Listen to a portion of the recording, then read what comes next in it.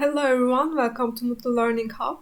In this video, we are diving into one of the most common metrics in regression, R-squared.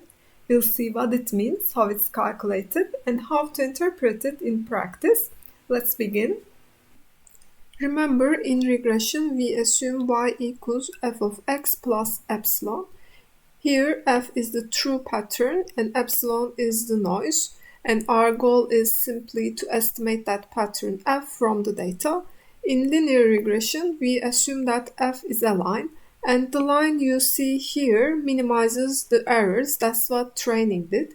But once we fit that line, the question is how good is it? To answer that, we need performance metrics. Now let's put the idea into perspective. Suppose we use a very simple model, just a flat line predicting the mean of all the y values. That line doesn't learn any relationship between x and y, it just says everything is the average. Now, if our regression line explains more variation than this mean line, it's doing something useful. So, how do we measure how much better it is than the mean? That's where R-square comes in. Now let's quantify things. Here is the core idea behind R-square.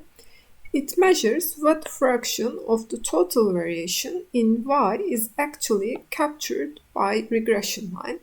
We start with the total variance in our actual y values. This is simply how far the points are spread around the mean line.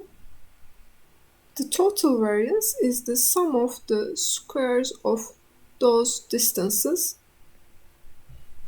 Mathematically, it's the sum of the squared distances from each point to the mean. Think of it as the baseline amount of variation we need to explain. If a model can reduce this variation compared to the mean, then it's learning something meaningful. Once we fit our regression line, not all the variation disappears. There will still be errors, and those errors represent the unexplained variance. That's the sum of the squared distances from each point to its predicted value on the line. Let's look at the graph. So, the unexplained variance is the sum of the squares of those distances. So now we have two quantities, total variance around the mean and leftover variance around the regression line. R-square simply compares these two, how much variation we started with and how much is still left over once the model steps in. So the proportion of variation the model captures leads to this formula. Variance around the mean minus variance around the line divided by variance around the mean. And we can simplify it as 1 minus variance around the line divided by variance around the mean. High R-squared means the model reduced a lot of the variation, and low R-squared means the model did not improve much over the mean. If all the points lie on the regression line, it means variance around the line is 0. It means that this is 0, so R-squared is 1. It means we have a perfect fit. And when the variance around the line equals to variance around the mean, it means that our model does no better than predicting the mean, and R-square is 0. R-square is a measure of explanatory power. A higher R-squared suggests better explanatory power, but adding more features will often raise R-squared even if the new features are useless.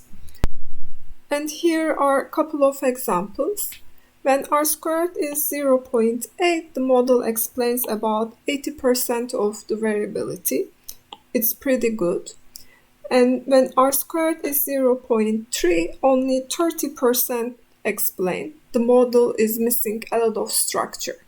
In the next video, we'll tackle adjusted R-squared because here is the issue. Plain R-squared always goes up when you add more variables, even if they had no real value.